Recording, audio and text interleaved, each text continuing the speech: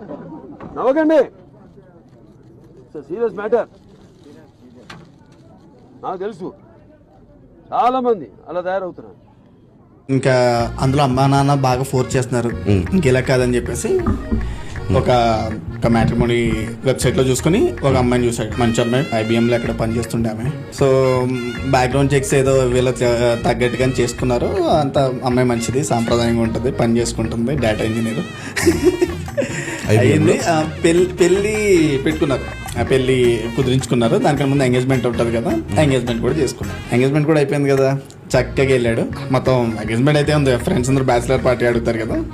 So ఒక resort book చేసి మనోడు అందరికి పార్టీ ఇచ్చాడు అనమాట. పార్టీ ఇచ్చినప్పుడు ఆ రిసార్ట్ మరి అబ్బాయిలు చిల్లు ఉంటారు కదా, వాళ్ళ ఫ్రెండ్స్ ఏమో అమ్మాయిని తెచ్చుకుందాం.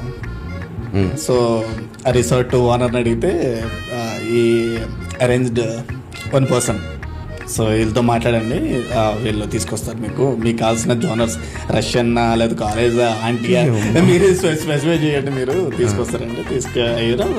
They preferred teenage or young girl. వచ్చిన తర్వాత చూస్తే వీడికి ఎవరితో అయితే ఎంగేజ్మెంట్ అయిందో ఆ అమ్మాయి వచ్చింది.